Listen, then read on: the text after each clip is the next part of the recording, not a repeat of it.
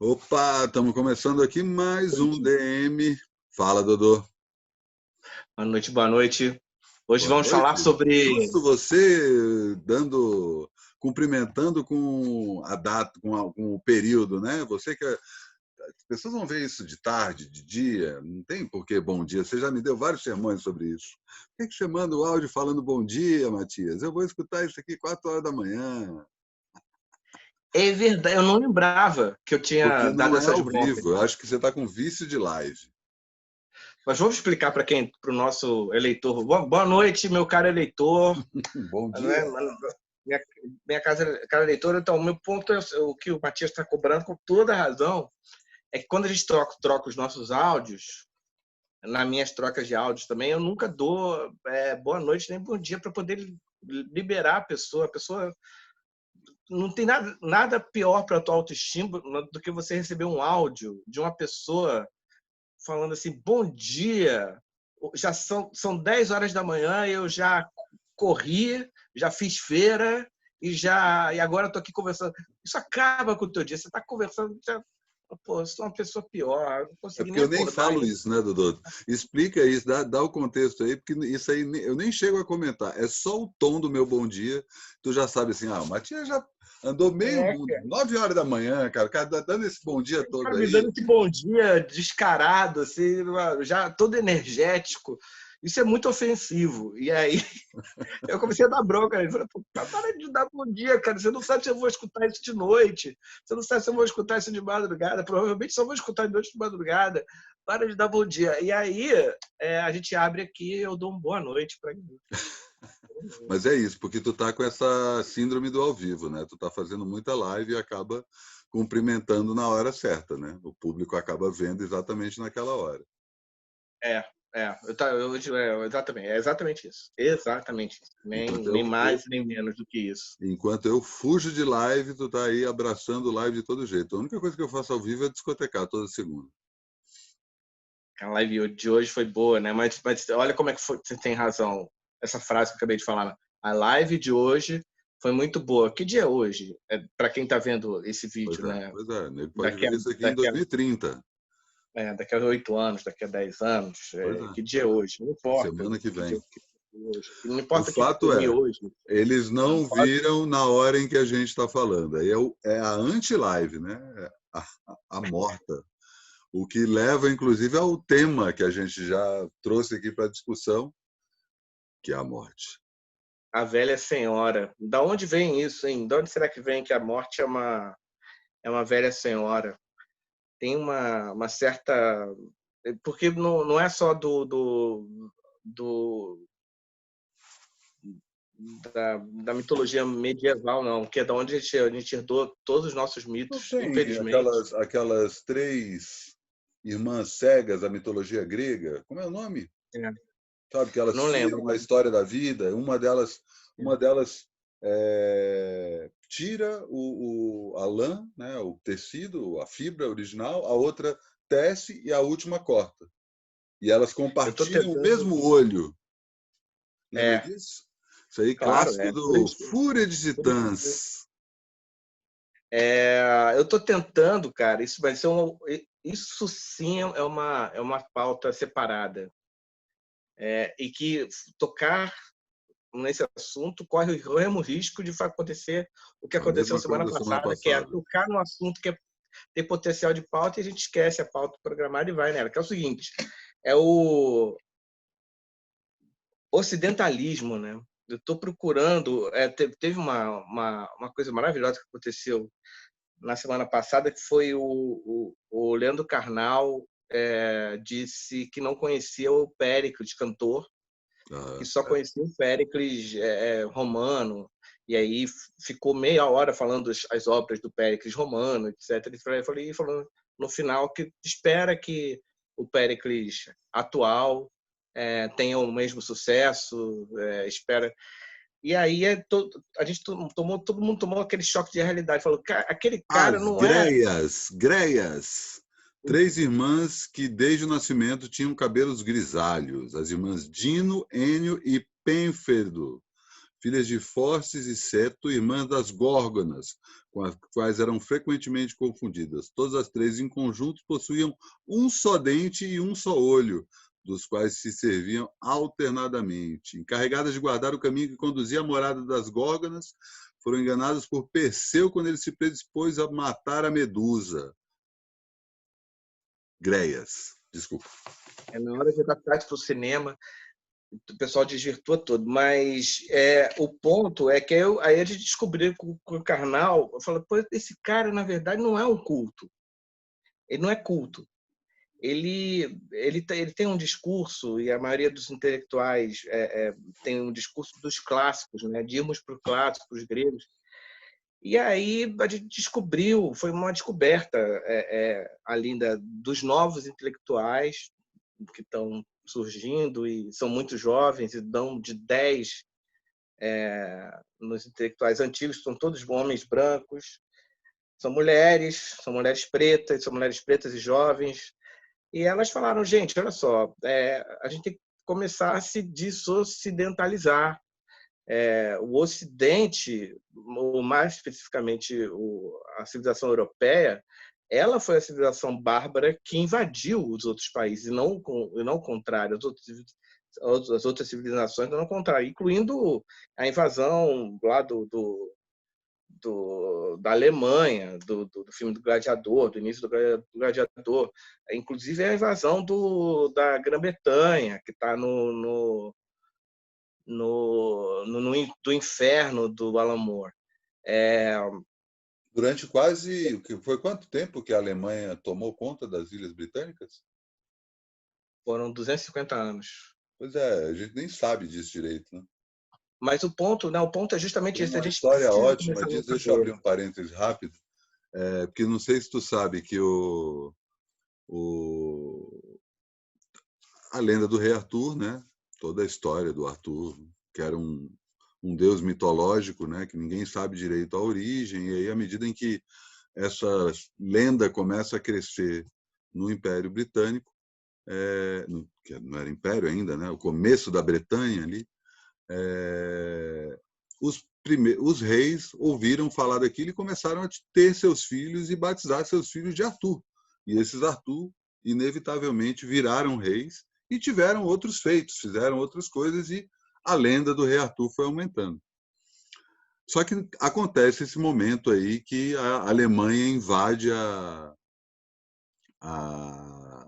Inglaterra, e o povo, né, britânico se refugia ali naquele chifre da França.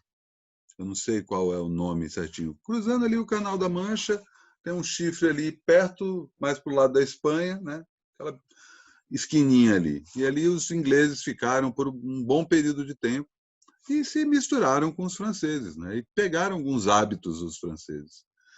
E quando voltam para a Inglaterra, a lenda do rei Arthur tem duas novas novidades, né, que vieram justamente desse lugar. Um que agora eles chamavam de Camelot, que era uma linhagem, né, que era a família, né, todo a história, né, do rei Arthur, quem eram as pessoas que estavam ao redor, tudo aquilo lá era Camelot, né? E tinha esse novo personagem que era o Lancelot, né, um cavaleiro nobre, né, um cavaleiro que não era um guerreiro pura e simplesmente sanguinário. Como o próprio conceito de Camelot, né, vem junto com essa história da tábua redonda, né, que é uma mesa em que todos têm voz igual. O rei não fica na ponta, né? Todos os cavaleiros da tábua redonda podem falar. Isso também vem dessa ida para a França. Se você parar para pensar, Camelot e Lancelot é Camelot e Lancelot. É a influência direta da cultura francesa em cima da cultura britânica, e o conceito de Camelot, inclusive a própria ideia do Sir Lancelot, são responsáveis por toda essa fleuma que a gente conhece hoje dos ingleses, que Sim. são rivais históricos da França. Então, agradeçam os ingleses a educação que eles tiveram, que o mito deles a educação francesa acabou enriquecendo o mito inglês. Muito boa essa história, né? Esse foi um parênteses, né, que você fez de uma coisa que, curiosamente, eu ia falar justamente isso. Que o saber, o que está agora entrando em voga, eu estou muito acreditando nisso, estou muito achando que faz sentido, é que o saber da história grega e da história europeia não só é inútil, como é tóxico e que sustenta todo o pilar do patriarcado. Então, e também do patriarcado branco. Então, aí por isso que esse cara que vem falar a deseducação do negro, que a gente já falou sobre esse livro aqui no nosso encontro. Ele fala, cara, meu irmão, por favor, esquece a história da Europa, vai estudar a porra da história da China, da Claro, África, claro. da Pérsia. Esquece, pare de ter de cor os nomes da mitologia grega e vai atrás da mitologia africana, que foi da onde os gregos tiraram a mitologia. Que é a mesma coisa que você dizer hoje, falando assim, cara, para de ver Friends, vai ver a porra da série da onde Friends imitou apagou, fez o apagamento, que era uma série negra, de amigos igualzinho. Tinha o Ross negro, tinha o Chandler negro, tinha todo mundo negro. Então, o que está acontecendo agora, eu, por exemplo, eu fiz um esforço danado para não ouvir o que você falou, já esqueci o que você falou. É igual tudo de dieta, desse tipo de coisa. Mas é sério. E eu acho muito bonito que esteja acontecendo isso com o mundo. Faz parte do pacote de que nós estamos num século melhor, né, na era de Aquários. A gente está finalmente não mais se lixando para esse Mas é tipo de importante, saber. não, mas é importante porque isso aí, no que eu estou falando, é basicamente o contar histórias, né? É como isso Sim, sim, depende sim. de onde está indo. Tipo, eu só Mas que contei. história, né? Que história. Por que a gente está aqui no Brasil contando uma história grega? É muito surreal. Não é surreal, é a estrutura do capitalismo. A gente está aqui contando, a Ah, gente está falando sabe. português, né, cara? Começa aí. Eu e você sabemos mais de cultura grega do que de cultura de mitologia chinesa, porque é, a, É a estruturado, estrutura patriarcal e capitalista claro. precisa Até o disso. próprio conceito de Ocidente, né? Quando você fala em Ocidente, é É, basicamente Estados Unidos, Canadá e Europa, né? exatamente. Então, Sempre há. estava assistindo uma palestra da Catiuxa Ribeiro, professora de filosofia africana, e ela mesmo dando aula para alunos que já estão com a cabeça aberta, já estão lá, a gente está aqui ainda em 2020, eles já estão lá em 2025, mesmo eles, no meio da aula, ela tem que toda hora dar uma corrigida, porque alguém faz uma pergunta e fala assim, mas professor, você acabou de falar então que é a favor, que é contra o aborto. Aí ela falou, não, eu não falei isso, é porque você ouviu o que eu falei com o ouvido ocidental. Então, deseducar, é o que o Carter Woodson falava aqui, deseducar. É por isso que a Lauryn Hill, quando lê esse livro, ela vira uma outra coisa mais invisível, né? Ela sai do holofote para a gente, né? Para nossa percepção, ela saiu do holofote, se afastou um pouquinho do holofote. E na percepção dela, não. Na percepção dela, ela foi direto para a luz, foi direto para o holofote. Uhum. Dentro de uma perspectiva não colonizadora. Então, a grande palavra que tem me interessado é descolonização. Então, ler mulheres, ler Audre Lorde, ler essas pessoas que têm tão estruturado, essas filósofas que têm estruturado, tão bem estruturado, você vira e fala, pô, bicho, mas a pessoa janta o Heidegger em 5 segundos, sem falar nos que o Leandro Carnal chama de clássicos, né? Sem falar no Platão. Platão, nos meus cursos, é bullying. As primeiras aulas são só bullying em cima do Platão, coitado. Mostrar quanto era atrasado. E aí, quando eu estava pesquisando para o Adumadan, para o conto do Jorge Ben, estava pesquisando os acervos da Folha de São Paulo, dos artigos do Paulo Francis, né? E é impressionante que só tem citação. Ele se calca. Claro, né? Mas não é só o Paulo Francis, né? Se eu for procurar que outros falam de outras pessoas. E até a Ele, gente hoje, cara, não tem como fugir disso. A gente se esforça, não, mas estamos presos. não, tem, claro que tem. Imagina, a Catiuxa não faz isso. Não, tudo Hoje, bem, pode cara, mas perguntar. a gente é como você mesmo designa, cara, pessoas do século passado. A gente está preso a isso, a gente É vai isso comer que eu tô carne. falando, na nossa bolha, na nossa bolha. Mas eu acho muito legal a galera da nossa bolha tentar. É super difícil, porque você tem que descolonizar, é muito difícil. Olha para aqui em volta. Isso aqui é tudo Guilherme, colonizado. mas Isso eu aqui acho que tem é outra coisa tudo. também, que assim, você parte do pressuposto que as pessoas sabem disso. Saca? É importante, claro, essa deseducação. Na verdade, mais importante do que só a deseducação é você ter uma educação crítica, né? Você ser educado e, ao mesmo tempo, você ser educado para questionar aquilo que está te educando. Só que no mundo que a gente está vivendo hoje, isso aí é a melhor utopia possível. Não vai acontecer nos próximos 10 anos, saca? Mas já teve pior. Você falou o mundo que a gente está vivendo hoje, mas já teve pior, né? A educação Sempre só formal. melhora. O meu mantra é só melhora porque as coisas vão Né? melhorar. A gente está nessa merda porque as coisas estavam melhorando demais. Volta 10 Quando a anos gente atrás, ele estava discutindo coisas que eram o pesadelo de todos esses caras que estão no poder, entendeu? E isso Quando a gente tá. fala, quando a gente fala em sistema, o problema, eu estava vendo o teu vídeo do esquema, vocês falando sobre as redes sociais e aí falando sobre os aplicativos do iFood, né? E aí falando e com todo mundo concluído que na verdade o problema é estrutural.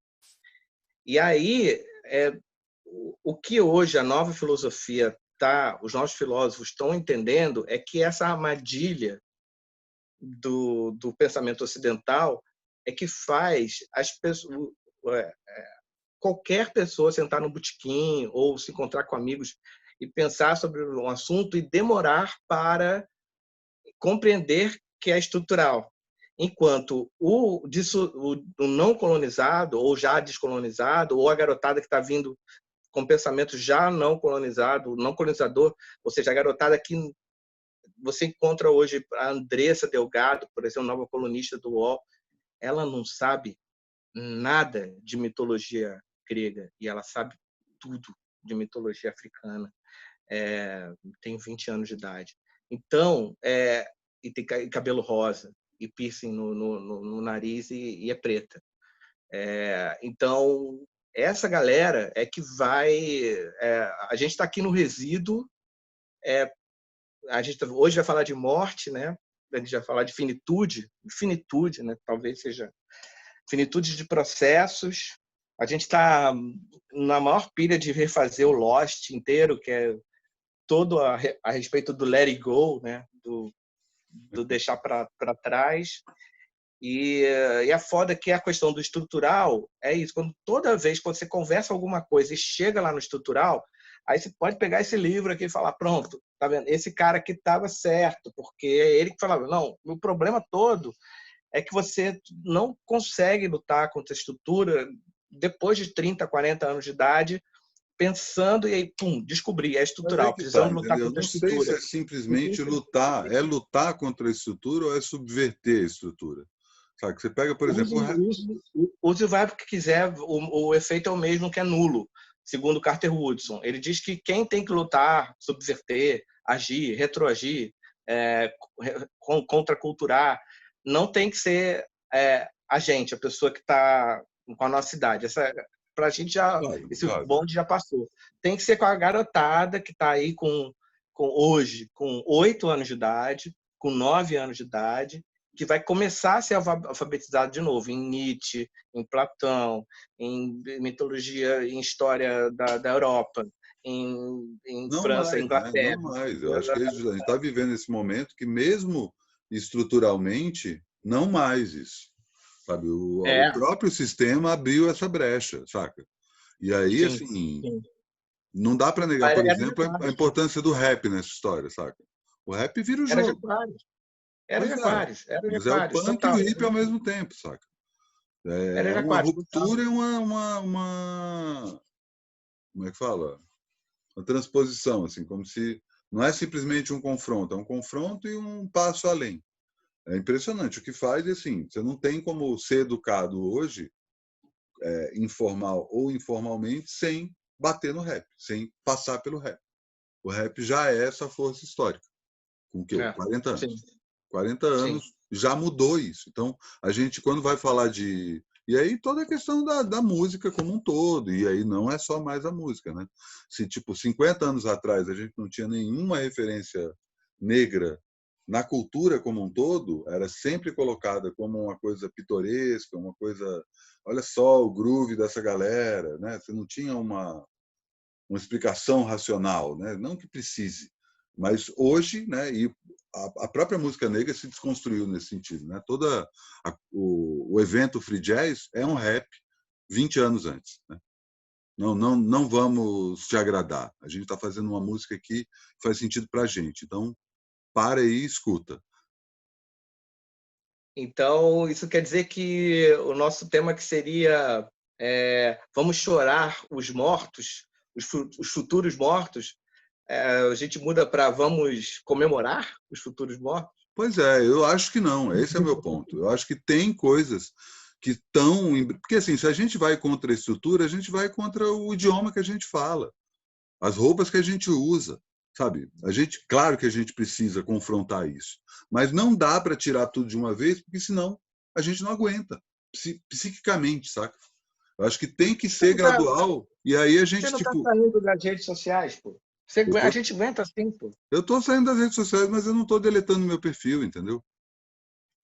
Esse é o, esse é o ponto, assim. Eu acho que tem. É claro que dá para sair, mas não tudo ao mesmo tempo. É gradual, e aí é isso, sabe? Você vai negar que, por exemplo, todo o século XX é descartável, porque ele é Mas estrutural. atenção, ok, pra gente, mas pra Para Andressa, quem está já vindo aí foi, agora é outro papo, já exato, foi, porque isso já mudou. Porque já isso já mudou. mudou, entendeu? Ela E foi aí não educada é pelo só. rap, Exato, paulistana, exato. E aí é isso, assim. Não só para a gente, mas para uma geração mais nova que a gente, e eventualmente até para a geração dela, saca? Para pelo menos entender o que é. Ela não vai se aprofundar na mitologia grega, mas ela vai saber, ela vai entender. Então é aí que a gente influenciou esses caras que, sabe, vai chegar nesse ponto, para entender a estrutura, cara. Mas por que tu queria falar de morte? Vamos voltar para o porque assunto. porque bateu um bode, cara, ontem. Ou só ontem caiu o anúncio da live do Caetano Veloso, que caiu a ficha da idade do Caetano Veloso, 78 anos. E por mais que a gente já tenha conversado até sobre isso, que a velhice seja hoje, enfim, as pessoas vão viver 100 anos, etc. Tem uma galera, todo um mundo, nosso mundo, isso é muito claro aqui, deixando muito claro o que ele está falando sobre o nosso mundo aqui. O nosso mundo está desmoronando, desmoronando, Moro, desmoronando. Moro, Moro está morando no descompacto, desmoronando. desmoronando. E aí, falei, pô, mas quem vem no lugar, né? E comecei a ficar ansioso com isso. E aí comecei a lembrar que daqui a pouco vai morrer todo mundo. Aí todo mundo quem, né? Diria a Andressa, todo mundo quem? A Andressa não tem discos do Chico Buarque na casa dela. Ela vai falar, quem vai, Andressa, vai ser sensacional se a Andressa ver esse vídeo daqui a alguns anos, que até ela achar a gente aqui vai demorar muito, porque ela está num outro rolê, vendo outras coisas de Claro, internet, vendo outros lugares, outro lugar. A gente está aqui certo é ela. sabendo para quem que a gente está falando. Não sei, eu acho que a gente sabe aqui, você sabe, eu sei que a gente está falando aqui para a gente da nossa geração e Sim, da nossa idade. Mas, tornou um assim, pouco mais agora, novo. nesse momento. Mas daqui a 5, 6 anos, vai ter gente de 15 anos de idade, daqui a 5, 6 anos, de 15 não, mas de 20 anos de idade, daqui a 6 anos, que vai ver esse vídeo. E isso é muito importante. Falar, pô, olha como é que os caras. Tomara que não tenha a mesma leitura de você vendo o Paulo Francis hoje, né? Eu acho que vai ter, de É alguma o forma, acho que risco que não tão corre. violento, sabe? Mas como a gente vai tudo melhorando, acho que vai ter. Eu mesmo já tive vendo o 6-4 reclamando lá, os 4 velhos reclamando de internet. Pô. Já deu uma coisa assim, meu Deus do céu, quanto white people's problems, não sei o que lá, quanto tempo vai durar esse vídeo? Então, assim, eu acho que isso é maravilhoso. A gente está aqui, aí eu resolvi expor isso, falar, olha, eu estou aqui como Dodô, né, da geração que está desesperado porque já foi Lou Reed, já foi David Bowie, já foi, está indo Caetano, vai Gil, vai todo mundo, e vamos ficar com quem? E aí eu queria ouvir, aí eu falei isso para você, e você teve Na um verdade é comentário isso, muito né? Porque eu acho que interessante. tem alguns pontos Eu em queria, relação a rapidinho, essa só para você questão. falar assim, eu queria te ouvir, e aí eu queria pedir uma licencinha, porque eu esqueci a minha garrafa d'água.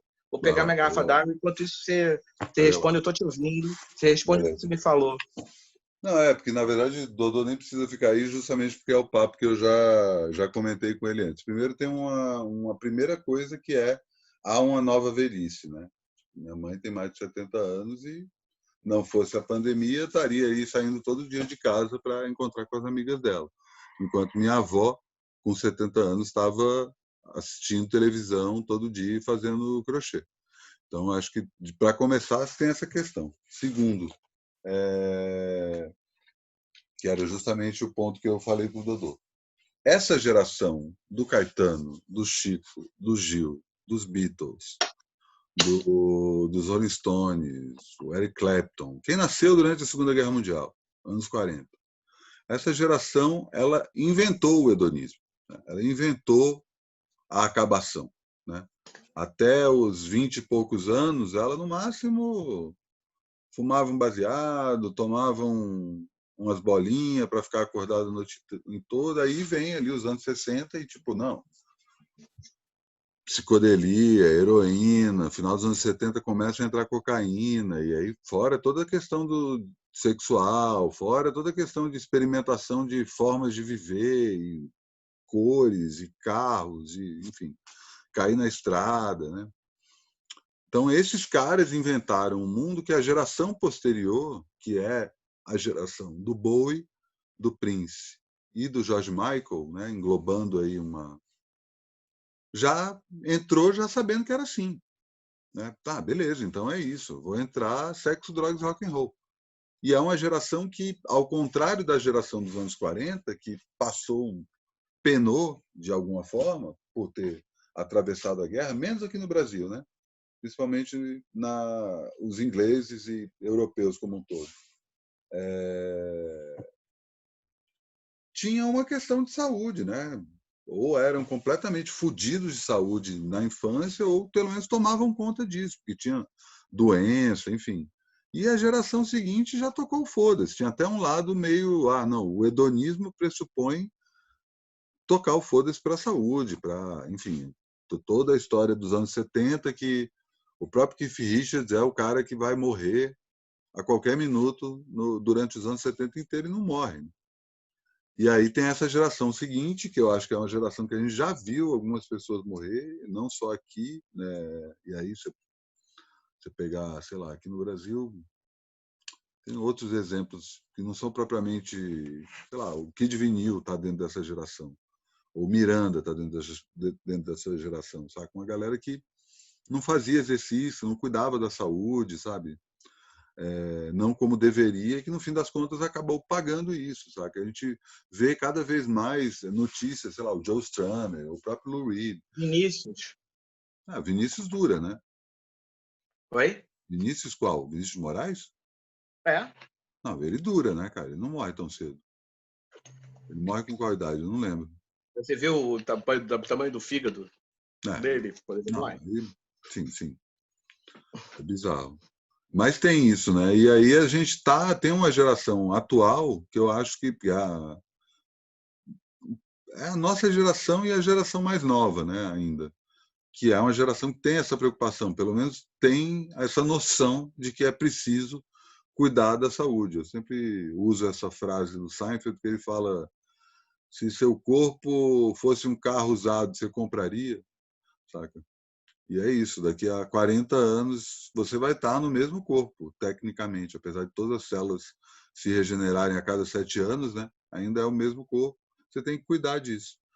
E a gente está vendo justamente essa geração, que é uma geração mais velha que a nossa, a geração que nasceu nos anos 50, nos anos 60, morrendo agora porque é uma geração que não se preocupou com isso, se acabou com drogas, sempre teve vícios diferentes, às vezes não necessariamente vício em drogas, né? Álcool muito presente e outras questões de saúde.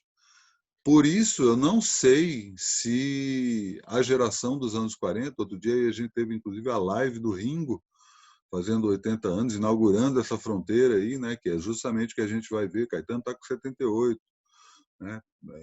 Estão todos ali na fronteira, ali chegando aos 80 anos. A gente já viu eles completando 60 anos, toda a celebração sobre os 60, toda a celebração sobre os 70, vai ver sobre os 80, provavelmente vai ver sobre os 90 e provavelmente vai ver sobre os 100. Talvez eles não sejam mais tão relevantes, né? É uma coisa que... Amanhã o Paul McCartney abre o Lollapalooza, né? Pois é, mas...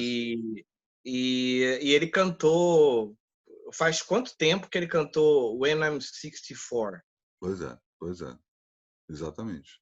Ele é de 42. Ele está com quantos? Daqui a 2 anos ele faz 80. É isso, ele está com 78, ele é da idade do Caetano. Então é isso, faça as contas aí. Ele quando escreveu essa música, ele não tinha a menor ideia. Não, Ele era achava que justamente uma coisa que eu estava comentando, não sei se você ouviu na hora que você saiu, que é a questão da velha velhice. A velhice, antigamente, começava aos 60 anos. Não custa lembrar que no começo do século XX as pessoas viviam até os 40, 50 anos de idade. O cara que chegava aos 60 anos era um Matusalém. Pô, o cara Na música viveu pop, a primeira talvez a tratar o corpo como uma commodity, no sentido de ter que manter o meu corpo saudável para ele continuar gerando lucro, eu acho que é a Madonna. E os mais junkies, Stones, os porra. últimos Stones, junkies no sentido Stones. é Michael Jackson e Prince. Não, eu discordo aí, eu acho que é o Mick Jagger. Acho que o Mick Jagger é anterior à Madonna. Mas Mick ele começa a fazer exercício Mick nos anos Jagger 80. no Let's Spend the Night Together, ele já está nessa fase aí, sabe? Já está assim, Ele já está sóbrio tá e vendo fazendo ali o Keith Richards exercício. ali do lado, que a qualquer minuto o Keith Richards vai morrer. O Let's Spend the Night Mas ele Together, já que é está o fazendo filme... yoga, essas coisas assim? Eu acho que não, hein, cara. Não, acho que Impressão que eu yoga tenho não. Acho que yoga não. Mas eu acho que ele já estava numa coisa tipo esteira, saca? Academia, que é uma coisa bem... Tipo, o Eu não Let's Spend the sabia. Night Together, que é o show que o... Como é o nome do cara que faz o Being There? E o Ensina-me a Viver? Desse diretor, Hal Ashby. É isso? Saca? Rapaz, não Mas tô. tá O ligado, Been esses There, filmes. o Being Been There do There Peter é Sellers. o Muito Além do Jardim? Muito Além do Jardim, do Peter Sellers, o Vidiota. É, É o Hal Ashby. Eu acho que é esse o Uhum. nome. Ele dirigiu esse show dos Rolling Stones em 81, que chama Let's Spend the Night Together, que, se não Isso. me engano, o Mick Jagger está de joelheiro, inclusive. Saca? Ele está ali paramentado de academia. Saca? Qual é o ano que a Rita Lee canta Saúde? Compõe e 82, canta Saúde. 83, é isso aí. É a mesma pegada. E não tinha Madonna. Não É tinha quando vem a Madonna. Jane Fonda, né? A Isso. Jane Fonda indo para a TV fazendo isso. Mas aí a minha Olivia questão é a questão da Newton-John com nostalgia. Physical. Oi? A gente não sabe se o tema, eu ainda não sei se o tema é nostalgia ou se é liberdade do tempo deixar ser tempo, né? Porque Porque assim, são dois aspectos aí que eu acho que tem a ver com isso que você está falando. O primeiro é a própria morte. Né? Tipo, o grande momento ali de encerramento da vida de uma personalidade, uma celebridade muito conhecida, que vai acabar impactando na vida de várias pessoas. A segunda é o ocaso. É que talvez esses caras morram sem tanto alarde. Acho bem provável. não, eu estava pensando na segunda, eu estava pensando em mim, pensando no meu umbigo, estava pensando no meu mundo, cara. Porque outro dia eu estava conversando com meu pai. Meu pai estava já falando, eu estou preparado já para morrer. Meu pai está super. Meu pai Qual a sai em idade? bloco de carnaval, tem dreadlock. É dos anos 40 também, provavelmente. É. E provavelmente vai viver mais do que eu. E aí, mas ele já está numa sensação de plenitude, dizendo assim, cara, se eu for, eu já me sinto como se eu já tivesse ido, porque o meu mundo já foi.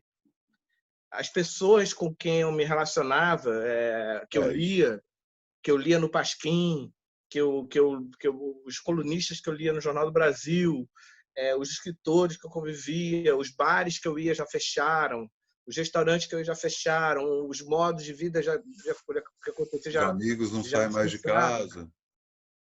Será que eles vai terminar falando, no final das contas, virando uma espécie de Meia-Noite em Paris, esse nosso vídeo? Será, cara? Acho que não, acho que não. Acho que não chega nesse Vai ponto, ser não. Não acho que seja uma coisa, só um culto à nostalgia, não.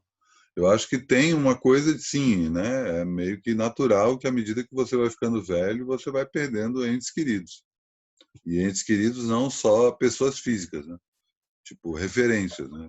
E aí tu citou veículos, restaurantes, eu acho que tem essa coisa que vai ficando com o tempo, hábitos, né? Tipo, é meio natural. E assim, também como é natural que você se feche mais no seu próprio mundo, né, para justamente garantir ali o teu, beleza, aqui eu sei onde tem um livro, ali está o remédio, ali está a comida que eu quero. Putz, não fazem mais o ingrediente tal que eu uso para fazer a comida que eu gosto. É um exercício bem interessante você parar para pensar sobre o ponto de vista da quarentena, né?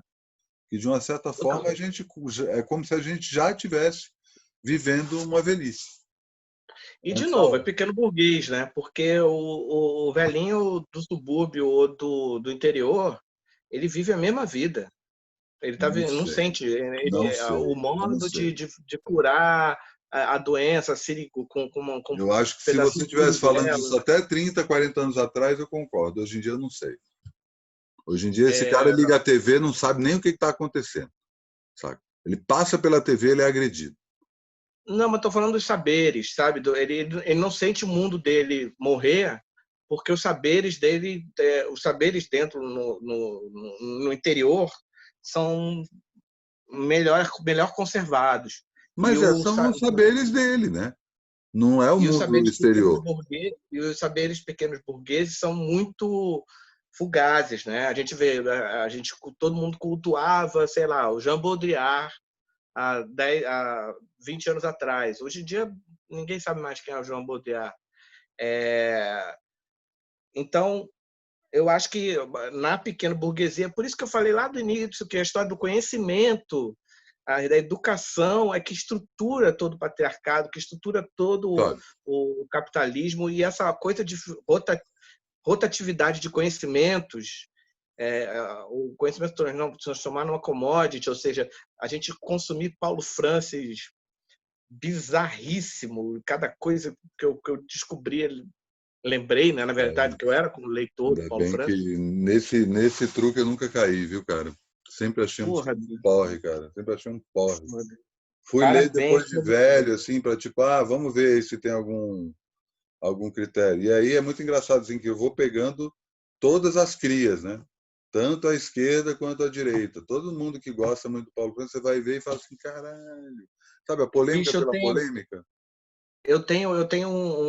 sabe aqueles compêndios que o Pasquim lançou agora recentemente, em vários volumes? Tô ligado. É, eu tenho o primeiro, ele já está no nono volume. Comprei o primeiro assim que Nono saiu. já?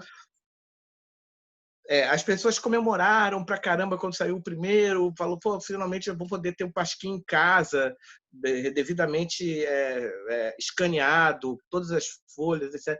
Aí eu fui ler, cara, só tem herói meu ali, né? Caetano, Jô Soares, só tem, digo herói, assim, herói da minha geração. Rui Castro, Ziraldo.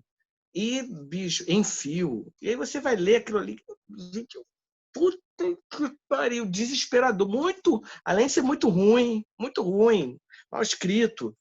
Além de ser mal escrito, uma uma coisa tóxica, Clube do Bolinha, como se fosse um negócio todo escrito pelo Pondé, sabe? É muito surreal. Eu Você vira entendo e que fala, tenha isso, assim, especificamente quando você está falando do Rui Castro, do próprio, quem você comentou aí, porque assim, você não falou dois nomes que para mim são cruciais. Eu tiro o Enfio dessa história também, que eu acho que o Enfio não só não está nesse lugar, mas para mim é o Paulo de Tarso, que é o próprio editor do Pasquim, que tem uma cabeça muito para fora disso aí, e o Milor, né? O Milor é um clássico disso, mas o Milor ele é irônico o tempo todo, ele zoa a si mesmo o tempo todo, enquanto o que te irrita nesse caso não é nem, eu acho que não é nem o próprio conteúdo, mas é esse senso de autoimportância. Saca? Porque é isso, tipo, aqui, a gente está aqui, nós dois aqui conversando. O que a gente está falando diz respeito a gente. A gente não está falando assim, eleitor, você precisa deseducar, você precisa ler o fulano. Não, cara, é isso que a gente está falando aqui. Se você quiser, você vai. Não tem, sabe? Tipo, um dos primeiros comentários que teve, acho que no primeiro programa, era sobre a coisa da cagação de regra. Ah, vocês ficam cagando muita regra. Cara, eu não estou cagando regra nenhuma, eu só estou falando. Não tem que seguir. Não tem que ir atrás. Não está certo, não está errado. É porque Saca? estão viciados com aquilo, né? Com o poder do jornal. Então, a pessoa que conseguiu Basicamente a Torre publicar de no Marfim. jornal. E aí tudo que vem depois, especialmente aí, é porque tu vem do Rio e eu tenho uma formação. O jornal que eu li a vida inteira foi o Jornal do Brasil, quando adolescente. O que eu entendo por jornal é o Jornal do Brasil dos anos 80. O Caderno B, a revista de domingo, enfim, tu sabe disso melhor do que. Sabe, É, toda a coisa radical chique. Não, radical chique é, não é do Tom Wolfe, é do Miguel Paes. E aí um é. pouco do rescaldo, tanto do Cacete Planeta, antes de ser um grupo só, né? E eu acho bom fazer essa separação, porque assim, se você volta no tempo aí, como você está voltando no Pasquim, se você volta na Caceta Popular, eu tenho uma sensação parecida com essa que você tem. É tipo uma Ah, média. não, é. Não, Mas nem o fala. Planeta Diário, não. Eles não me O entregaram. Planeta Eles não me Diário, entregaram. não. O Planeta Diário, eu Ah, acho que tem uma finesse. mas você lembra que teve até a revista Bundas, e que vinha com uma bunda de uma mulher na capa. Eles podiam ter escolhido uma bunda de um homem para vir na capa. É isso que eu Claro, estou querendo dizer. claro. As redações eram uns clubes do Bolinha horrorosos. Mas Até na minha vivência de redação, eu saí de redação de jornal na virada do século, dentro do Globo. Até ali, na virada do século, a situação da mulher, cara, da repórter, da jornalista, horrível. A quantidade de negros dentro da redação, bizarramente zero. É o fim do mundo. Esse é It's the end of the world as we know it and nothing fine. Então, o que eu queria dizer era isso. deixa eu só abrir um O Milor, parênteses rápido. Isso não é só do Brasil, né?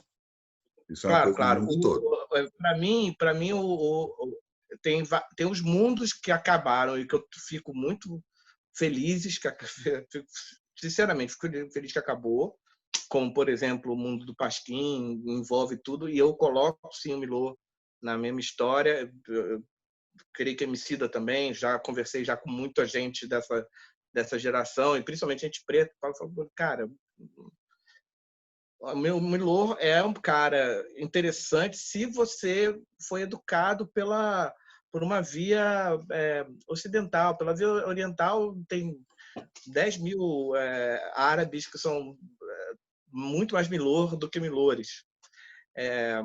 Muito mais Milores do que o Milor. Mas Então, nenhum deles fala do então Brasil, até né? ele caiu. Até ele caiu. Eu estava outro dia vendo a Bíblia do Caos, que estava relendo, e falei, nossa, quanta bobagem. Mas então estamos nesse nível, assim, o Emicida deu deu aquele Roda Viva e tem essa troca de mundo. A esquerda que vai sofrer mais com isso.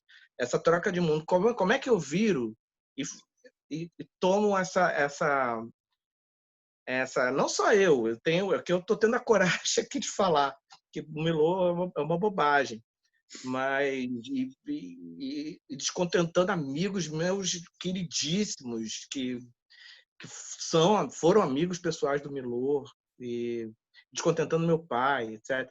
Mas tem uma galera que está em silêncio, que quando se junta, fala, não, Milor não rola, não rola, não desce. Eu não estou nem falando da garotada, não. A garotada nem sabe quem é e nem vai saber.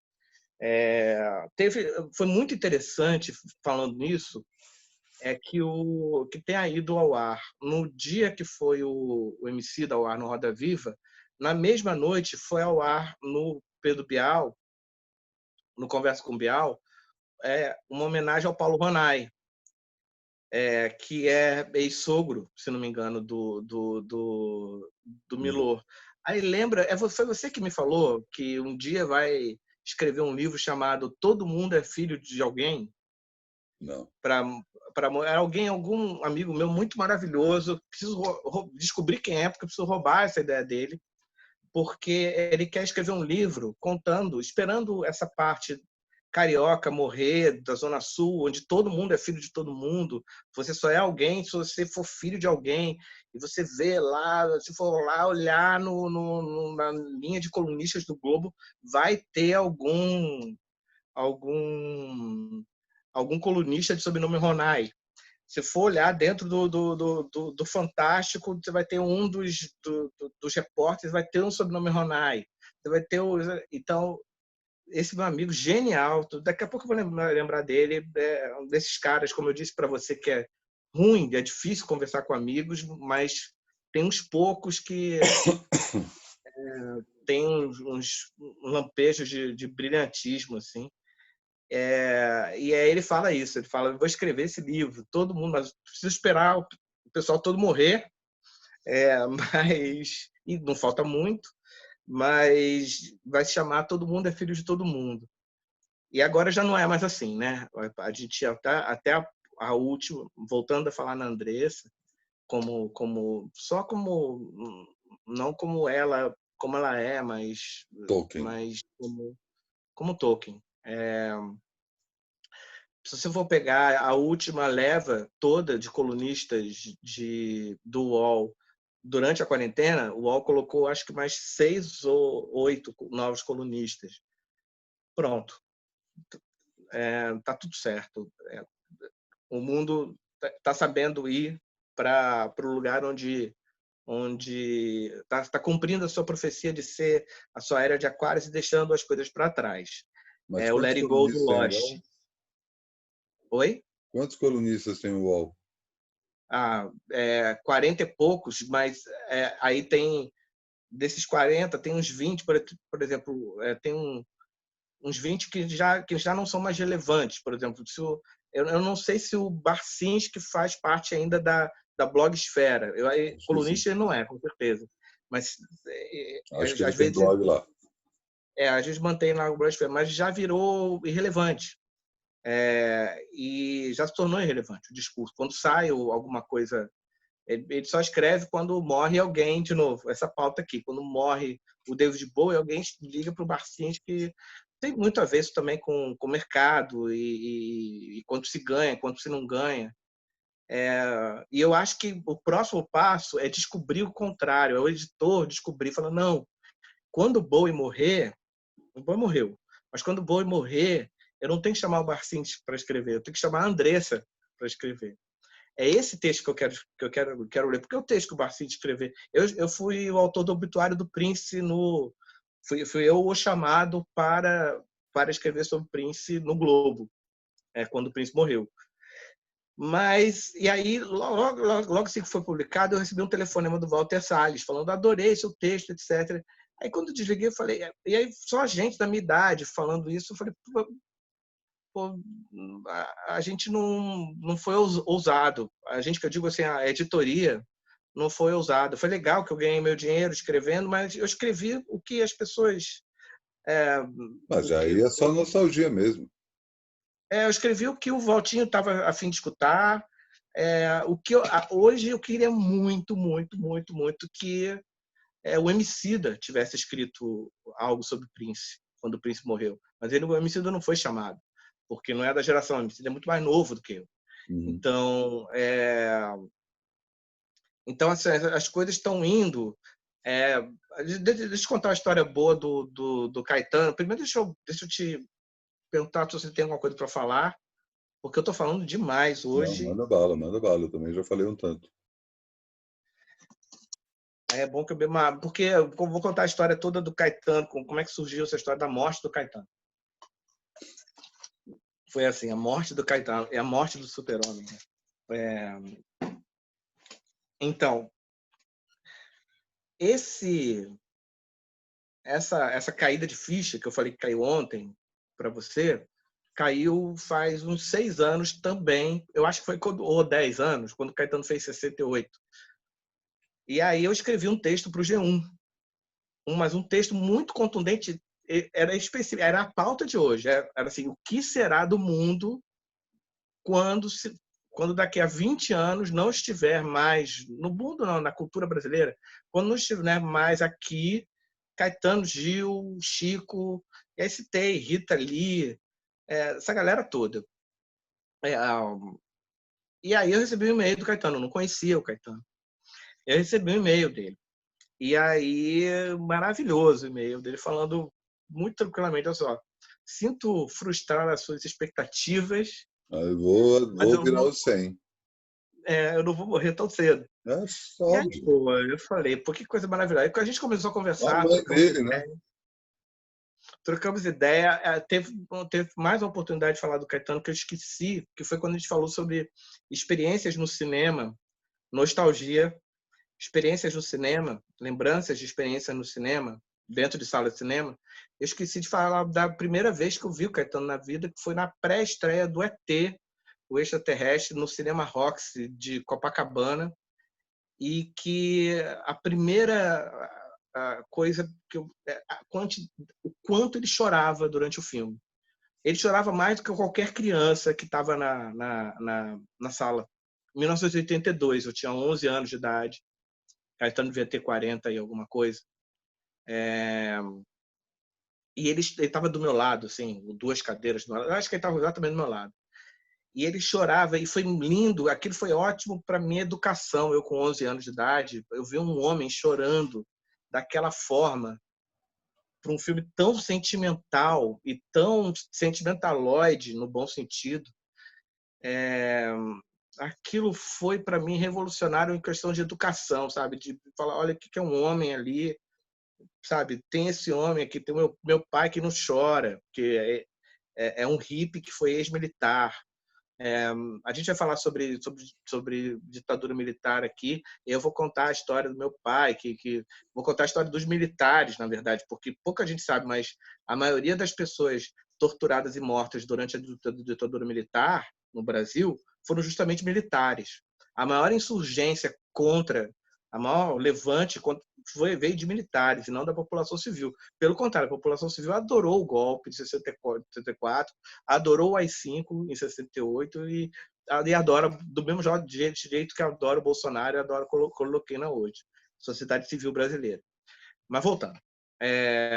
Então, o primeiro impacto do Caetano foi esse. Então, eu já cresci muito sobre essa influência de um homem chorando na sala escura, escutando aquela música do John Williams e vendo aquela metáfora tão cristã, né? Um judeu, que é o Spielberg, fazendo o ET é maior filme metáfora sobre Jesus Cristo que existe. É ET, o extraterrestre, aquele coração de Sagrado de Maria, aquele braço aberto no final, o dedo que cura, Lázaro, São Lázaro, tudo é uma ressignificação da história do Novo Testamento, é o ET. Que, inclusive, muita gente diz que Jesus era um ET, né? Bom, aí vem essa história de muitas décadas depois, eu virar amigo de e-mail do Caetano. E a gente, muitos papos longos, ele adora escrever muito, eu adoro escrever também, muitos papos longos. E aí a gente passou também a se reencontrar no cinema. Então, sessões, por exemplo, o Love, do Gaspar Noé. um filme com sexo explícito em 3D. E que o cara goza, só solta esperma assim na tela.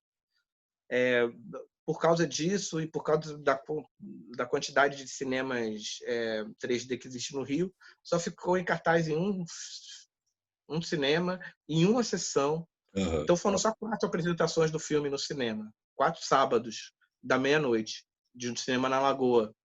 E aí, num deles, eu acabei encontrando o Caetano, a gente conversou muito sobre o filme, e aí, volta e meia, toda vez que a gente se encontrava, ele voltava a falar sobre essa história de, ó, tá vendo? Tô vivo ainda. E aí, a gente começou e aí, a gente... Ele é o primeiro cara que eu vi ele falar... Quando teve o show dele com o Gil, agora, comemorando 50 anos de amizade, eu não lembro qual era a quantidade de anos. Acho que é 50, era 50, né? Isso.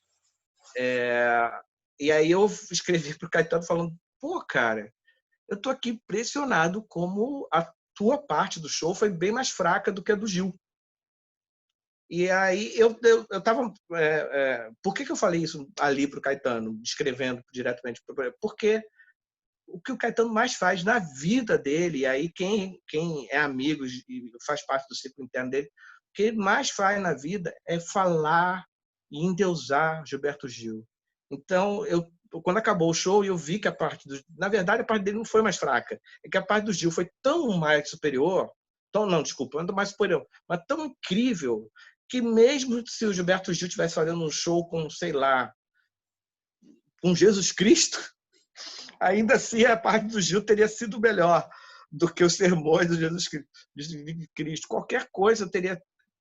E o Caetano falou isso. Ele falou, pô, cara, foi foda pra mim, porque imagina, cara, pô, e ainda mais num show de voz e violão, competir com o violão Não do dá, né? Gil.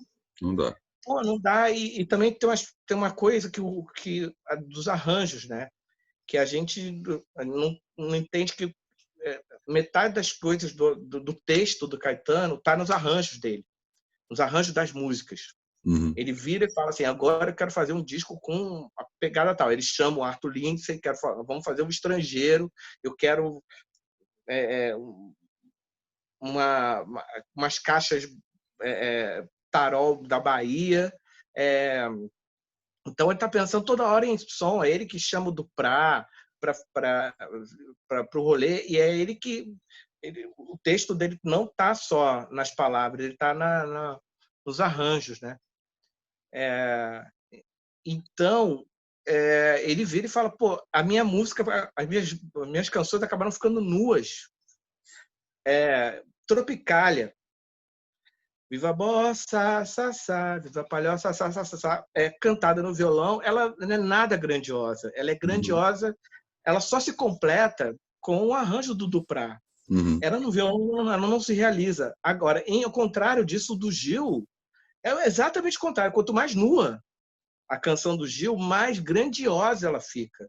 Super-Homem, a canção no Gil. Então, fica uma O coisa Caetano enorme. tem uma fase que ele vai para isso, que é tipo do meio dos anos 70, né? A partir do transe, principalmente, até o começo dos anos 80. Você pegar aqueles discos Muito, Joia, qualquer coisa, são só as canções nuas. É o mínimo de arranjo possível. Ele trabalha muito cinema transcendental, Você é Linda. Todos esses discos eles têm, é o Caetano hippie, né? Que é a Mas eu não estou fase. falando em quantidade de arranjo, eu estou falando em importância do arranjo para... Pois é, mas o arranjo do Caetano nesse período era ele e o violão. Sim, sim. Saca? E Sim. aí, né, ele poderia ter optado por essas músicas, né? Você sabe que a minha banda, a banda do Dodô Azevedo, do 12 Cidades, do disco, Uhum. Sim. ela é a banda C, né? Eu Sim. tive a sorte de... Eu só fiz um show na vida, é a banda C e o Melvin. Tipo, a banda dos sonhos. A Demais. banda C e o Melvin, porque o Melvin está em todas as bandas. Eu não sei como é que o Melvin não teve na banda C, mas tudo bem. Realmente, realmente. Mas eu tive a sorte de poder estar ali com o Marcelinho Calado, e tocando com eles. E, de novo, aí eu voltava e escrevia para o Caetano, falava, pô, cara, como é que era essa relação você com essa garotada jovem, ele indexando muito a experiência que ele teve no Transa, mas no Transa ele tinha a mesma idade que todo mundo ali. Então, o Caetano ele é uma coisa que é um construto mais arquitetônico e menos filosófico do que a do Gil. Mas eu tô fora do tema aqui. A gente está falando sobre... E aí?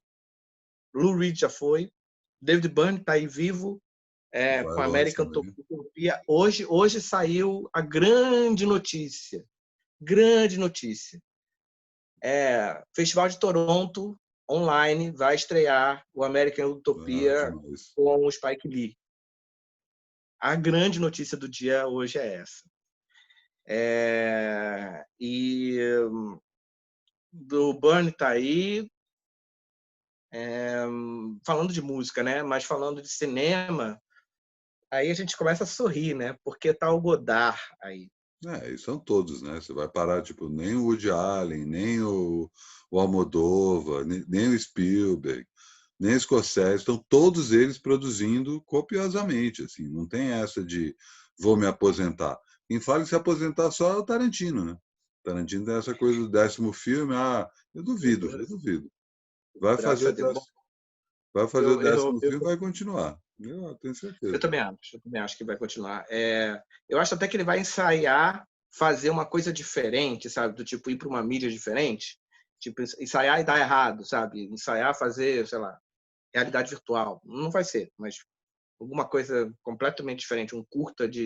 Vários curtas, 250 curtas de 1 minuto. David Lynch, cara. Tá acompanhando David Lynch no YouTube? O Lynch. Então, Lynch e Spielberg já são hoje mais velhos do que o Kubrick quando morreu.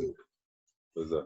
Isso é incrível. Isso é porque o Kubrick é o ultimate velhinho, né? Na nossa cabeça. O próprio Bergman morre com quantos anos?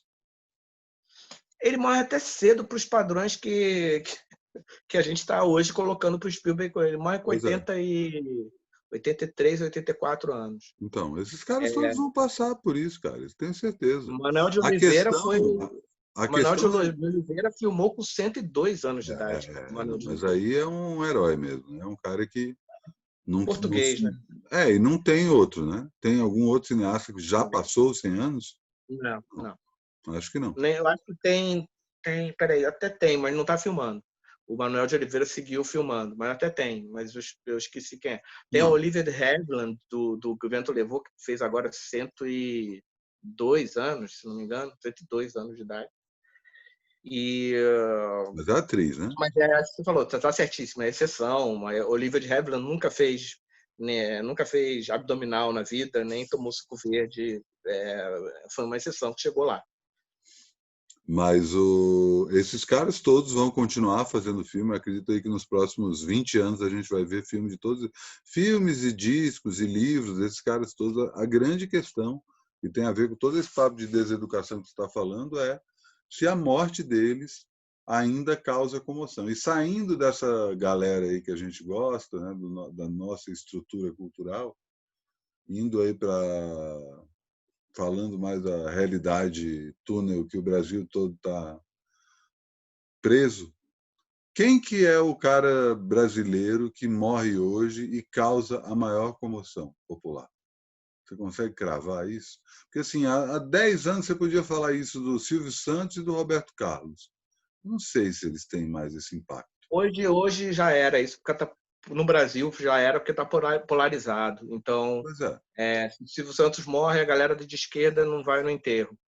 Se o Roberto Carlos morre, a galera de esquerda não vai no enterro. Eu acho que a resposta está naquele super case do Zeca Camargo, se não me engano, que falou quem é Cristiano Araújo. Lembra? Não sei se era o Zeca Camargo, não, cara. Será que não foi o Zeca? Eu lembro. Mas eu lembro que rolou isso. Foi alguém da Globo, do G1. Eu estava no G1 na época. Foi foi o Zeca? Não estou lembrado. Mas eu lembro que teve essa questão, que era uma questão que todo mundo se perguntou mesmo, né? Quem é Cristiano Araújo, que era um cara que tinha 10 Eu milhões me de fãs pergunto, no Facebook. então, provavelmente, o nome, a resposta a essa sua pergunta é um nome que eu nem você conhecemos. Ou A é, tendência que eu tenho é essa. e assim, Bolsonaro morrendo, por exemplo. Ah, não, não, comoção não. Não, não acontece comoção porque os bolsominions, eles vão... Edir acontece, Macedo. Edir acontece Macedo. mesmo. E de Macedo vai acontecer não uma comoção, mas um fervor que nada tem a ver com comoção, tem a ver com muito Galvão Bueno. enterro de nada, nada acontece. Galvão Nada, Bueno, eu acho que não? nada, não, nada acontece. Faustão. Nada, ó, quando eu falo nada acontece, assim, são. O que que acontece? Não, é São. tipo ver Gugu, por exemplo. Morreu o Gugu há pouco tempo. Não foi Nada uma aconteceu. comoção. Pois é, teve É uma isso aí. comoção pontual, teve o Matéria de velório, as jornal, pessoas foram, etc. mas não foi o enterro do Senna. Cara, isso que você está falando é tão incrível que eu acho que isso pode se aplicar. Não, não se aplica ao mundo todo, não. Mas só no Brasil que a gente está bem zoado nesse sentido mesmo. Muito Por por causa da quê? polarização.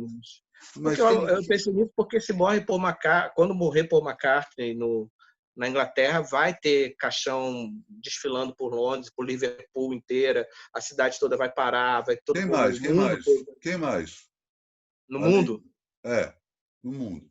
poucos, hein? Bem poucos, O bem Bowie não poucos. teve isso. Não, não, bem poucos, bem poucos. Vamos lá, fazer um exercício. Vamos torcer aqui para tentar chegar a 3 nomes. Will Smith. Quem? Will Smith.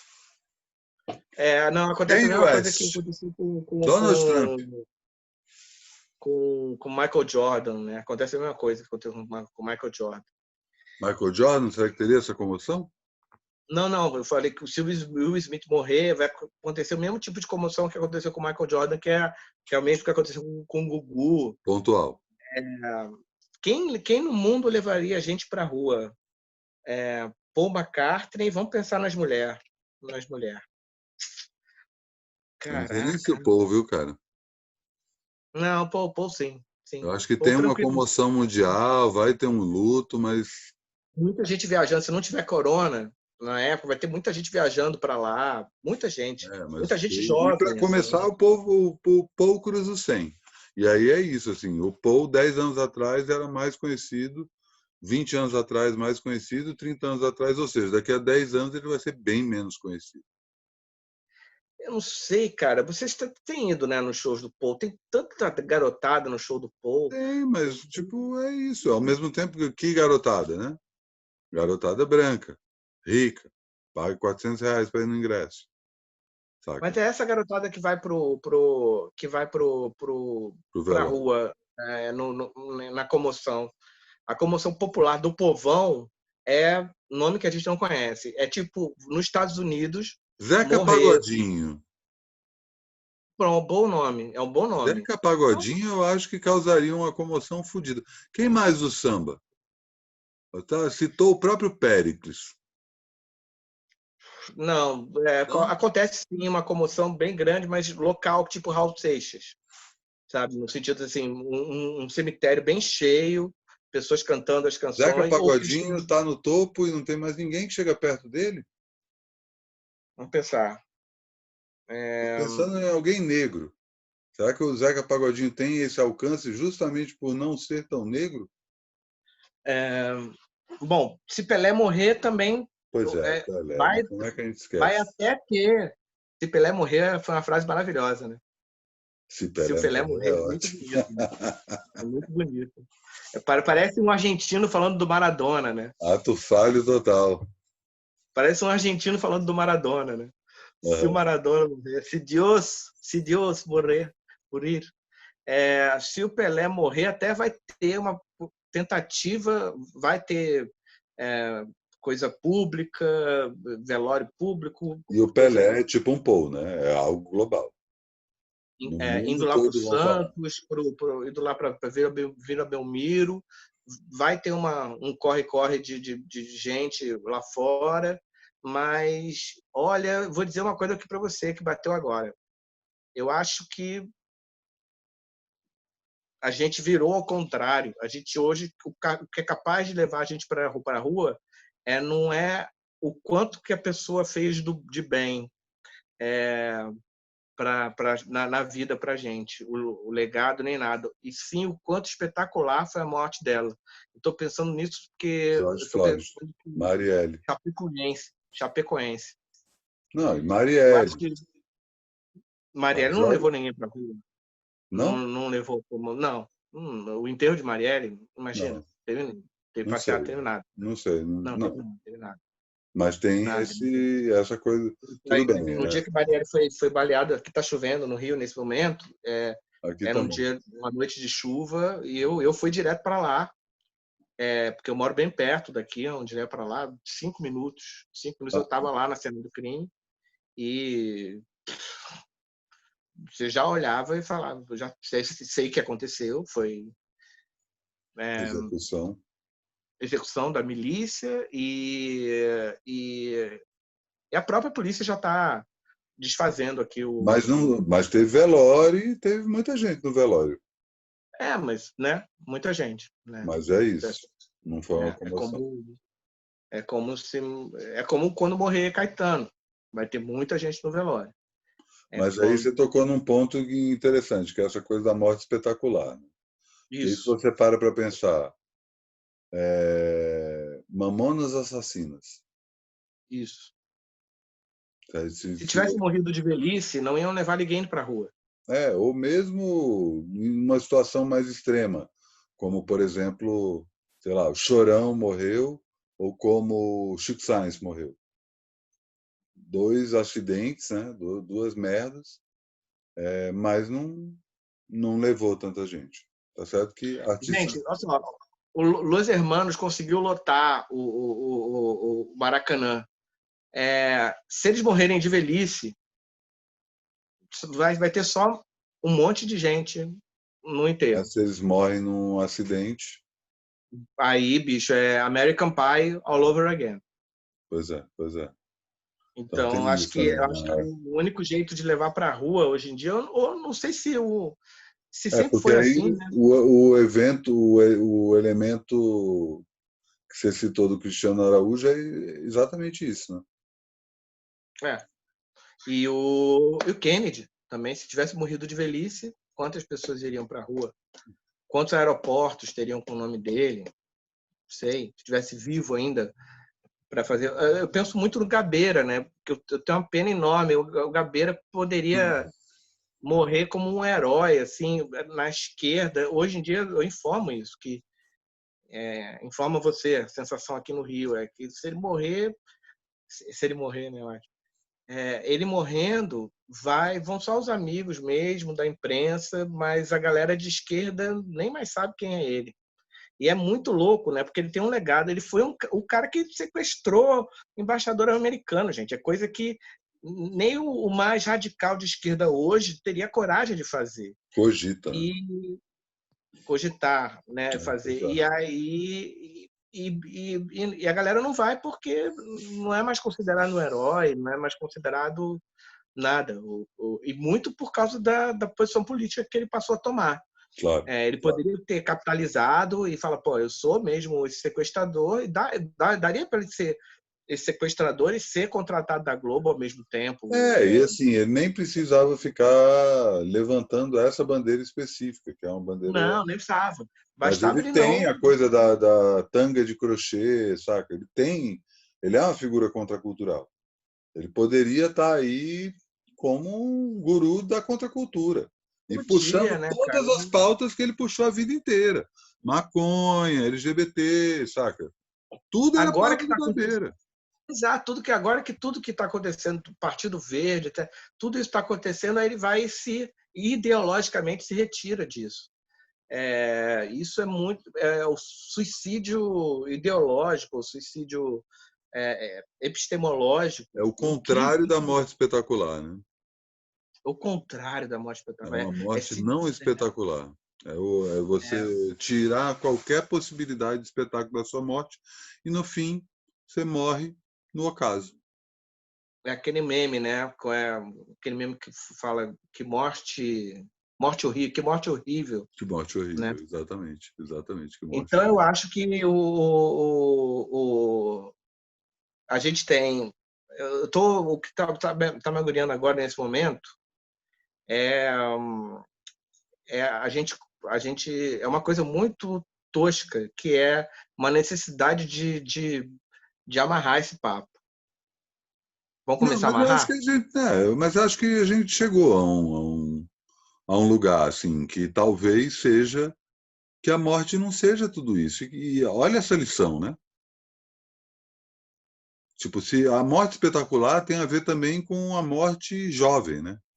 Não necessariamente jovem no sentido de adolescente, mas a morte prematura, né? O cara morrer com 50 anos de idade hoje, o cara tá morrendo novo, né? Pô, pelo amor de Deus, 50 anos de idade. O Rodrigo Rodrigues, com 45 Exatamente. anos de Tinha a idade, minha morreu idade, garoto. tinha a minha idade. Na hora que eu vi, assim, não conheci, tenho vários amigos em comum e todo mundo fala muito bem dele, mas quando eu vi a notícia da morte dele, foi isso, cara. O cara tinha a minha idade. Exatamente, 75, igualzinho. E foi é isso, morreu muito novo. E, e talvez seja isso, assim, se a pessoa não morre de uma forma espetacular ou trágica, né, como é o caso do próprio Rodrigo que você citou, a morte em velhice volta a ser a morte no ocaso. E talvez essa seja a grande lição, né, que tipo, tudo bem, Tá, mas eu não concordo, porque a gente está indexando, então, o ocaso ou não ocaso a a, velhice. a circunstância do enterro, né? E tá aí a Marielle para exatamente dizer o contrário. Quando Marielle morreu e no enterro tinha pouca gente, tinha a militância. E E hoje é o aí, maior ícone da esquerda no Brasil. né, um mês depois, 100 mil pessoas com placa de Marielle, todo mundo tem a placa da Marielle em casa, pelo mundo tem a placa da Marielle. Então, eu acho que, e Caetano também, quando morrer, ele vai morrer de uma forma muito pouco espetacular. Ele vai morrer. Eu desejo isso pro meu amigo, que quando ele vá muito tranquilamente em paz, como foi Dona Morrer Canoa. dormindo, né? O sonho de todo mundo. O meu sonho é morrer dormindo.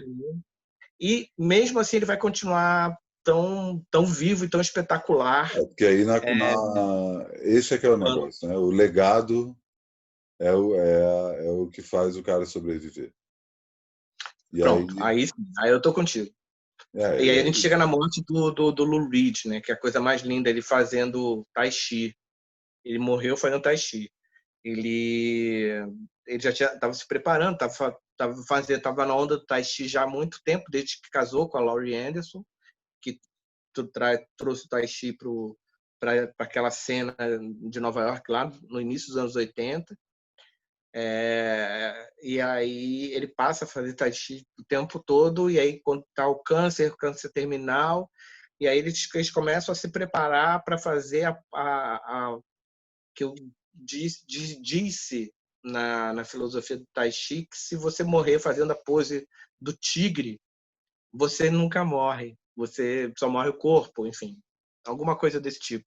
uhum. E aí ele morreu fazendo tem uma carta linda, dá para você encontrar na internet, da Laurie Anderson, descrevendo os últimos momentos dele, do Lou Reed, e dizendo que como ele fez essa pose, e ele foi num jardim, a cama dele foi levada para o jardim nos últimos momentos, aí então ele ficou em volta no jardim, com tudo em volta, fazendo a pose do... E é maravilhoso você ver um cara que passou a vida toda vestido de preto, com óculos escuros, cantando as coisas mais obscuras da alma, o Walk on the Wild Side, e o cara morrer ao sol. O cara morreu numa manhã, fazendo tai chi no meio de um jardim, né, cara? Isso é muito maravilhoso. Essa é a definição total de vitória, né? Você ir lá, descer lá embaixo, porque lá embaixo é que é o legal da vida, gente. Essa história de descer pro fundo do poço, pô, fulano tá no fundo do poço. Pô, o fundo do poço é o melhor lugar que existe. Quem nunca foi no fundo do poço não viveu. É lá no fundo do poço que você tira.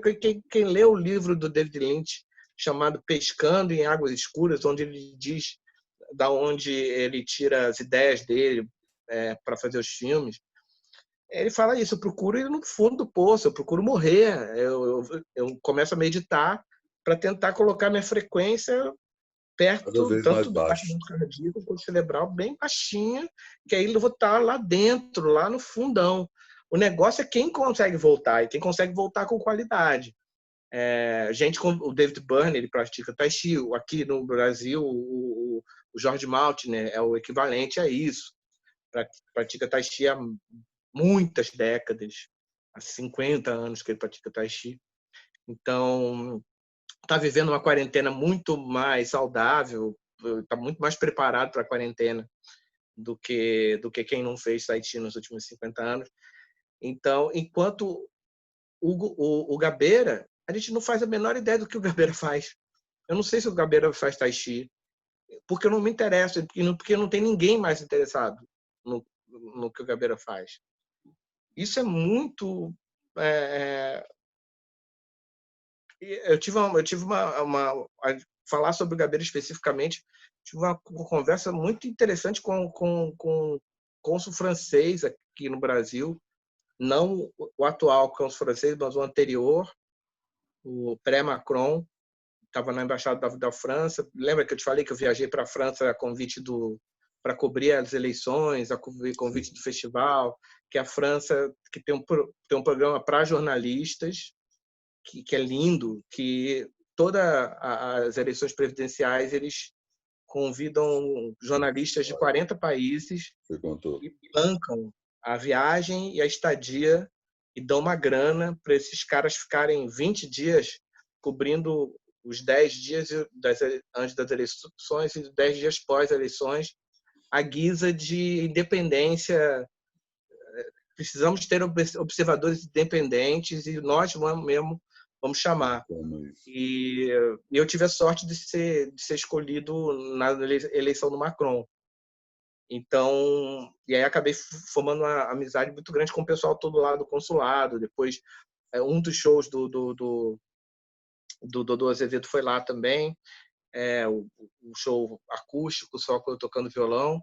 E depois, quando eu fiz quando eu estreiei em artes plásticas, comecei a fazer instalações de arte, tem lá em Paris a Nuit Blanche, né? A Noite Branca, que é a noite você passa a madrugada inteira, os museus ficam abertos de graça.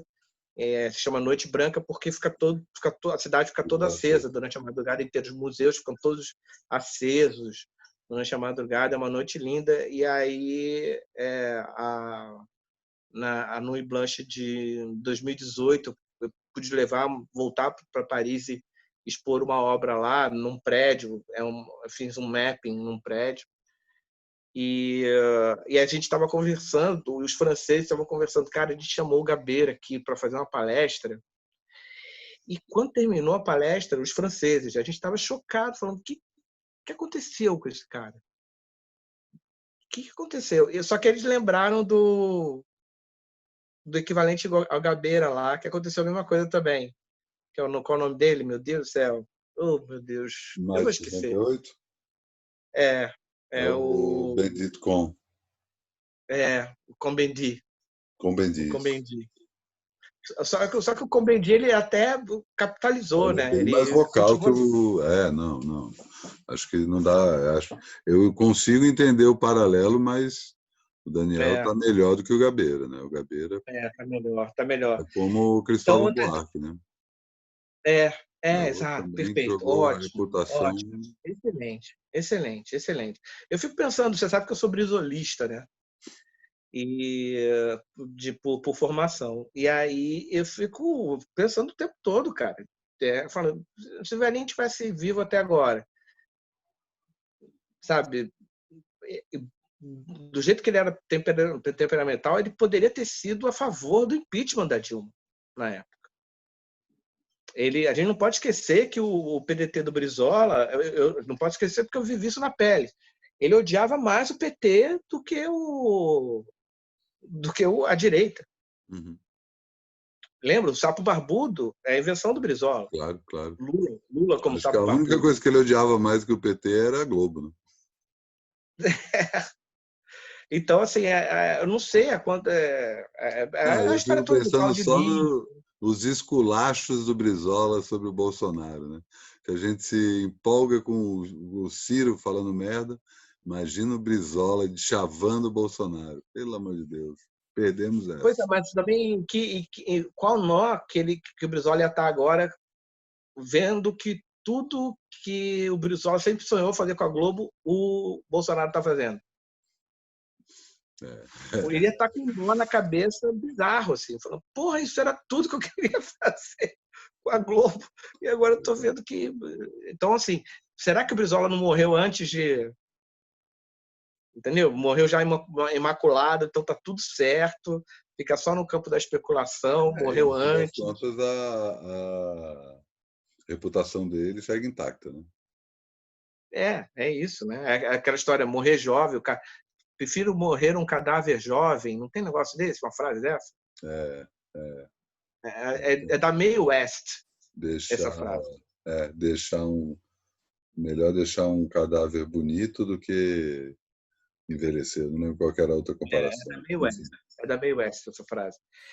E aí, mas você vê, olha quanta coisa que a gente citou hoje, e o quanto pouco que a gente citou do mundo oriental, que é 3/4 do planeta. Porque o mundo oriental é a África, a cultura africana, é cultura toda árabe, é cultura toda macedônica, persa e cultura toda oriental, como a gente fala aqui no Brasil, que é indexar o oriental ao Japão, China, essas coisas, Indonésia, Ásia. A gente não falou nada disso. Então, eu acho que daqui a 100 anos, as pessoas que vão estar sentadas conversando aqui sobre isso, elas vão estar... Porque era o que falando menos sobre as coisas ocidentais e mais sobre coisas orientais, mais sobre mulheres, tanto como mulheres como homens, oportunidade de ouro, que eu estava quase esquecendo, para falar da pessoa que melhor lidou, na minha opinião, com a questão da morte, da finitude e do legado enquanto pessoa e enquanto artista. Essa senhora aqui em cima. Sim, verdade. Você falou que ia falar. Putz, cara, a Vardar, O eu não sei se ela... testamento dela, né? Putz, cara, porque mais do que isso, a Vardar, ela é uma grande cineasta, ponto. E de uma importância... Ela, por exemplo, foi ela que inventou o seriado 24 Horas, com o Jack Bauer. O nome do filme se chama Cleo, de 5 às 7. É um filme, é um longa-metragem, que tem 2 horas de duração, e se passa de 5 às 7 e tem um reloginho ali. Mas isso é matar ou morrer, hein? E a Cleo... Muito Não, mas... meia hora e meia, é o tempo que o cara vai chegar. Não, mas não tem, no Matar ou Morrer não tem relógio. Tem, Não tem ele dura o mesmo tempo do... Mas tem o relógio na tela, como tem Não o fica o Jack tempo Bauer. todo, não fica o tempo todo, não. Mas ele mostra o Tá. relógio no começo, mas enfim. Tem o relógio o tempo todo, e tem a questão dela quando we are running out of time, porque ela, logo quando começa o filme, ela numa cartomante, a cartomante dizendo que ela está... Tempo acabou. que ela vai morrer, alguma coisa assim, que ela está com câncer, eu não lembro direito. Mas é uma precursora, é precursora até da Nouvelle Vague, o que a Nouvelle Vague vem fazer é muito em cima do que a Agnes Varda já vinha fazendo. O filme dela do Panteras Ela, Negras, né, cara? Puta merda. ela foi a única que teve lá com os Panteras Negras, então única branca, né, que filmou os Panteras Negras, e ela fala como é que isso aconteceu. Ela fala, eu virei e falei, perguntei se eu fui a única pessoa que perguntou se podia filmar. Todo mundo que chegou para filmar naquela época que os Panteras Negras estavam lá reunidos em Oakland, chegava todo mundo para filmar na moral. É tipo como se fosse um safari, sabe? Vou filmar esses seres humanos aqui pretos. E a Vardar foi aí, nego falava, nego apontava a arma e falou, desliga essa câmera. A Vardar foi a única que virou e falou, posso filmar? Nossa. Aí ele falou, pô, era isso, eu só queria que alguém perguntasse. Porra, caceta. E aí, tudo bem, ela vem como uma cineasta importante, mas não mais do que isso, mais do que uma cineasta importante e principalmente muito importante no campo da história do cinema feminino. Mas ela explode, ela inventa um tipo novo de cinema quando ela faz 80 anos, quando ela faz 70 anos, e começa a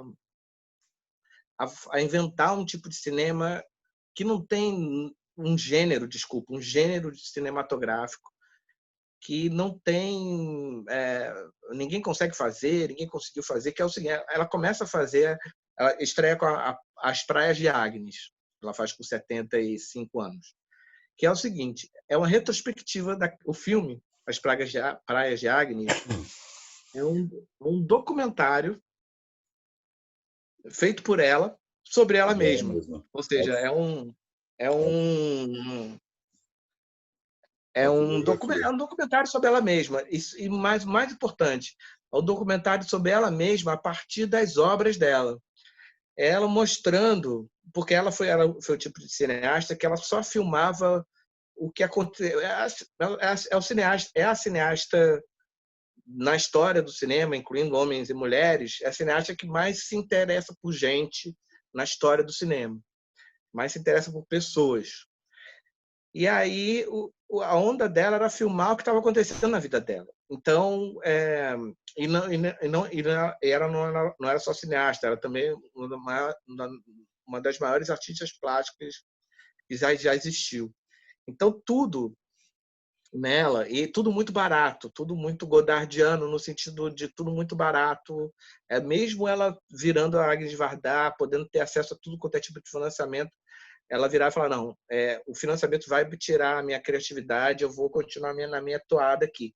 Então ela inventa, aos 75 anos, o filme Testamento, um filme que faz uma recordação da vida dela e que fica mostrando pedaços do filme dela.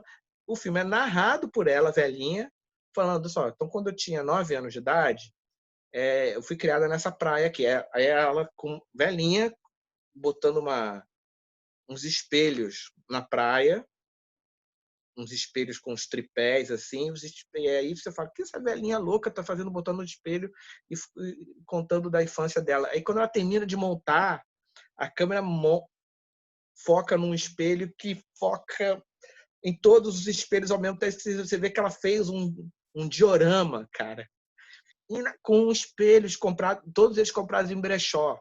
Cada um deles custou €1. Ela faz uma a abertura das Praias de Agnes, que é premiadíssima, etc. Ela faz uma das cenas mais impressionantes em termos de efeitos visuais, efeitos especiais, ou efeitos visuais, qualquer o nome que você dê a isso, cada cultura dá um nome a isso. É igual edição, dos Estados Unidos é edição e no resto do mundo é montagem. Ela faz uma cena nessa vibe. Daqui a pouco ela vai... E quando eu tinha 12 anos, eu participei de um campeonato de canoagem. Aí ela mostra uma parte de um filme que ela fez depois, quando ela já tinha 25 anos de idade, que era... Ou seja, ela só se baseava na vida. Uhum. Ela radicalmente, ela não tinha nenhuma ficção que não se baseasse em algo não vivido por ela. Ela pegou no pós-guerra, ela é judia, então ela fez o seguinte: durante a guerra, ela tinha uma sensação muito ruim com homens. Então, ela tinha uma sensação de que se ela ficasse sozinha com homens, ela podia ser violentada. Não estou falando só fisicamente, é tudo, intelectualmente, lugar de fala, etc, etc. Ou seja, a mulher não estava errada. E aí ela falou: eu preciso vencer isso para poder me colocar no mundo. Eu acho que se eu assumir que é isso mesmo e me recolher ao espaço que o patriarcado me colocou, é dar vitória para o outro. Então eu preciso ir lá e invadir a costa do planeta. Ela vai...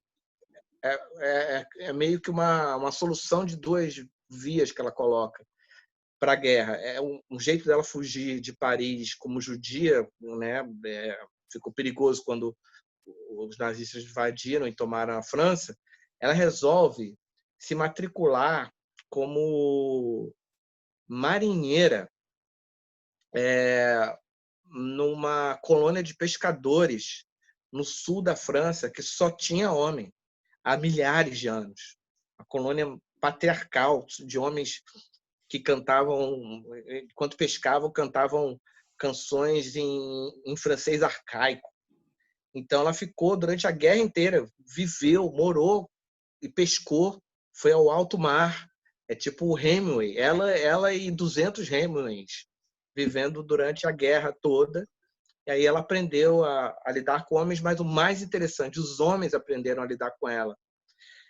E aí ela é essa pessoa. E quando acaba a guerra, ela vem e resolve, bom, agora que acabou a guerra, eu posso finalmente tenho paz para conhecer a Europa.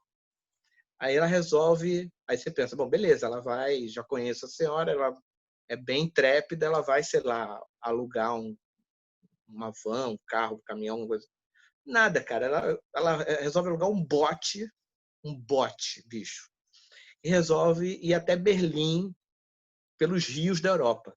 Ela sozinha, aos 19 anos de idade, 1946, cheio de assassino, soldado assassino voltando para casa, partizão, não sei o que lá, ela lá sozinha remando pelos rios todos até chegar em Berlim. E aí ela vai contando essas histórias dela, ela passa a fazer só filmes assim.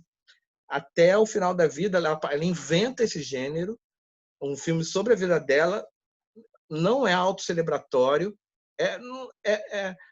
todo mundo é maravilhoso procurar por críticas a esses filmes dessa fase aqui dela já velhinha, que ela inventa o cinema, que a dificuldade que os críticos têm em falar sobre os filmes dela. Uhum. O que eu tô falando aqui não chega a metade, eu estou agoniado porque não chega a metade do que é, de fato, as praias de Agnes. E, por último, o Agnes por Vardar, que foi quando ela soube que estava já terminal. Ela falou, beleza, então vou fazer a minha última obra de arte. Ela faz o Agnes por Vardar, não conta para ninguém que ela está doente, a não ser para a família dela. O Agnes por Vardar é selecionado para Berlim, ela vai a Berlim. Isso agora, a Agnes morreu há 3 anos, 2 anos, se bobear, não sei. Mas entre 4 e 2 anos que ela morreu. Ou mais, entre 5 e 2 anos. Eu acho que ela morreu menos, acho que é tipo 2 ou 3 anos. Entre 5 e 3 anos. E aí ela morre. Sim. Menos de 3 anos que ela morreu. Porque agora eu lembrei porque que eu fui com a minha turma toda do meu curso de História da Contracultura, que a gente para e fala muito sobre Agnes Varda. Quem tem isso, né? Isso que a gente está falando sobre morte e vida e substituições tem muito a ver também com substituição de narrativas. Então, o fato do Gabeira morrer nesse ocaso, ele abre espaço para eu, por exemplo, na hora de falar sobre contracultura, gastar menos tempo falando nele, porque eu falo só da parte da sunga e do sequestro. E aí sobra espaço para você falar sobre Marielle, sobre Agnes Varda, sobre uma galera que não estaria num curso de História da Contracultura dado em 1985, que falaria praticamente só de homens, e homens brancos. Hoje não, hoje um curso de História da Contracultura inclui Angela Davis, e é muito louco, né? Porque você falou do Jornal do Brasil, onde eu e você fomos criados com a revista Programa, a revista... Bicho, eu e você, a gente leu durante uns 10 anos essa porra desse jornal, maravilhoso jornal, mais antenado do impossível do mundo. Em nenhum momento estava lá o nome Angela Davis, em nenhum momento. Então, ou seja, não era culpa do Jornal do Brasil, era culpa estrutural, que estava pagando a Angela Davis naquele momento ali, e que agora não está sendo mais apagado. Então, isso tem muito a ver também com morte e vida, né? A Angela Davis, por muito pouco, não morreu invisível. Total. Se ela tivesse morrido na prisão, por exemplo...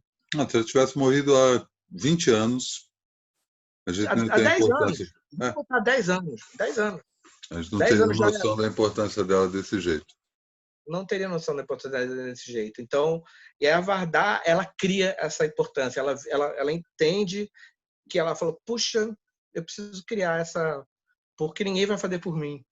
Se eu não fizer por mim, ninguém vai fazer por mim. E aí eu acho que é Ela vai... justamente o ponto entre o ocaso e a morte espetacular, né?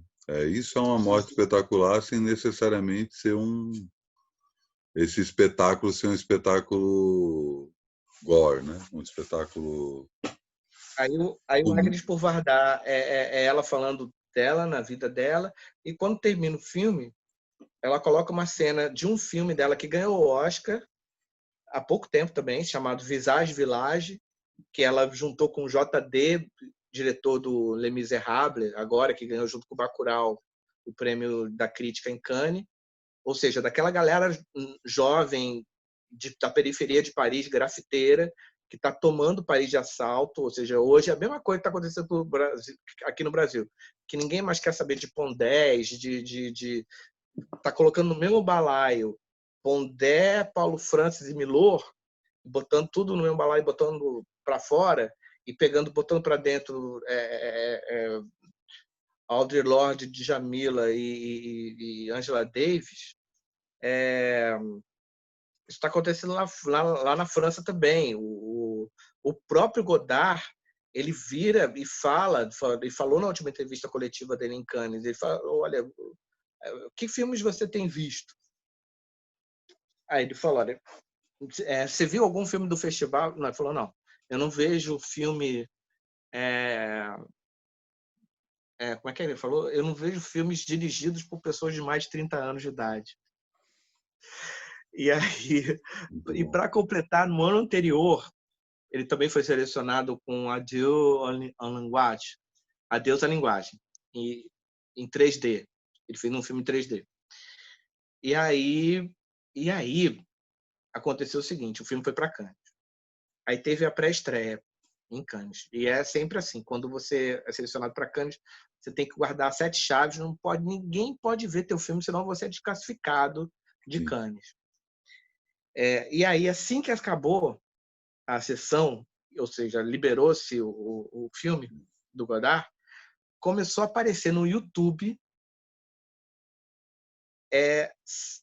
curtas-metragens de 5 minutos extras dirigidos pelo Godard, que transformavam o longa que tinha 1 hora e 45 minutos num longa de 6 horas, se você somasse os videozinhos do YouTube. E aí todos olha que coisa maravilhosa, cara. Todos os críticos que estavam lá em Cannes, ainda escrevendo suas críticas sobre o que acabaram de ver, tiveram que largar a mão e falar, opa, eu não vi a obra inteira. A obra inteira está começando a pipocar e saindo com o nome... foi jogado no YouTube, não com o nome Jean-Luc Godard, Adieu à Linguagem, extra número 12.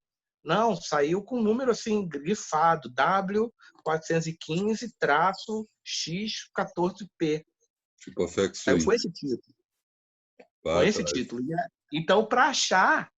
agora, aí na sala lá de redação, achei 6, achei mais um aqui. Não, esse não é não, cara. Isso é um cara qualquer que fez uma colagem, porque é a fase dele de colagem, né? Ele está na fase de colagem já faz um tempo. Colagem de imagens, feitas com celular, etc. Então, isso aí qualquer um fez. E aí foi aquela loucura. Quem é que está fazendo a resenha de fato? Quem viu, de fato, todo o filme do Godard, e o Godard brincando com isso, né? Rindo na casa dele, de nós velhos, palha, enquanto ele, no auge da juventude dele, dos 90 anos de idade, brincando. E aí, quando a gente acha que esse já foi o grande twist, no dia seguinte acontece o grande twist. O Godard revela que todos esses extras foram feitos por alunos dele, por gente de 14, 15, 16 anos de idade, da periferia de Paris, alunos do curso online que ele deu de forma anônima. Ninguém sabia que estava tendo aula com o Godard. Nem que a galera de 15... E aí fudeu, por quê? E agora? A galera, os críticos começaram a falar, cara, eu já não sei se o filme que a gente viu em Cannes é do Godard. Porque é tão igual, o extra, tão igual quanto o filme. Não, ele É só mesmo... dirigiu no sentido mais genérico do termo, né? Ele não Ninguém botou a mão na sabe, massa, bicho. ele só Ninguém coordenou. sabe. Ninguém sabe. No ano seguinte, foi o ano passado, todo mundo botou um microfone. E é maravilhoso que ele se recusa a ir para Cannes, né?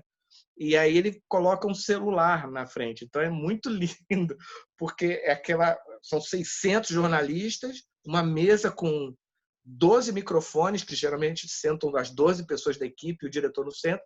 No caso do Godard, como não tem também ator nos filmes nos últimos filmes dele, é um celular. A foto é muito impressionante. São pessoas adorando um celular. E a cara do Godard assim, lembra muito o Gears 5, lançado para o Xbox One no ano passado. Que traz o vilão, ele fica. Ele não tem corpo. É um cara que está no. Como é representado o Big Brother, o Grande Irmão, no filme 1984, né? Que é também uma teletela, só com a cara do Grande Irmão. Então, o Godard, só com o rosto dele, maravilhoso. Um charutaralhaço na boca, aos 98 anos. Um cachecol, um charuto na boca, soltando fumaça na câmera e falando para eles, olha, sinto muito, mas vocês vão ter que descobrir, saber se o filme é meu, se o filme não é meu. Ele, na verdade, falou outra coisa. Ele falou, não tem a menor importância se o filme é Isso não é meu. problema meu, né? Te vira aí. Dudu, estamos passando aí já do tempo e do assunto, né? Acho que deu para encerrar esse programa de hoje. Falamos bem, concluímos, inclusive, o que tínhamos nos proposto. Você ainda lembrou da própria Vardar, que eu tinha esquecido você tinha me falado para lembrar. Mas acho que é isso, né? Conseguimos aí mais um DM, 5ª edição. Agora eu já consigo te convencer agora que estamos na 5ª edição, posso mandar os 5 arquivos de áudio para você transformar em podcast? Pois é, eu estou esperando você me mandar. Você falou que ia jogar lá num Pro Tools para dar um up. Boleto. Pois é, faça isso e me mande aí que eu estou esperando isso. E acho que a gente pode ter aí em breve a versão podcast do DM. Sem vinheta, aquela coisa bem pavement mesmo. Como a gente está fazendo aqui, né? É isso aí. Como a gente está fazendo aqui, sem vinheta, sem nada. Sem firulas. É isso. Agora, semana que vem, a gente podia fazer o seguinte. Semana que vem, Caetano Veloso faz 78 anos de idade, né, malandro? Vamos falar sobre Caetano. Vamos fazer um compêndio Caetano de 3 horas de duração? Aí, cara, aí até o céu é o limite. Vamos? Vambora. A gente prepara aí, traz coisas e disseca Caetano, deschavando Caetano. Fica aí Chavando Caetano, tá tudo certo. Provocação. A gente não falou do título, né? Qual o título desse programa? Vamos ao título. Vamos ao nosso como é que é? Nosso ritual do título. Bom, morte, só pra gente ter, vai ser um deles, só pra gente não... vamos lá, morte. Morte espetacular. Mortes espetaculares, ocasos e... Acho que morte, vírgula, espetáculo, vírgula...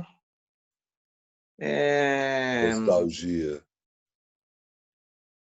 Não, vamos ver agora uma coisa que não tem nada a ver com o campo semântico que está aí. Alguma coisa que a gente falou... Agnes Varda. Agnes Varda? Tá bom. Boa, morte, beleza. espetáculo e Agnes Varda. Pronto. Pronto. Esse é o nome do 5º programa DM. Semana que vem, deschavando Caetano. Tudo de novo, né? Vai ser bonito. Puxa vida, vai ser demais. Bom, vamos lá. Até semana que vem, doutor. Abração. Valeu aí. Tchau, todos. querido. Até já. Até já.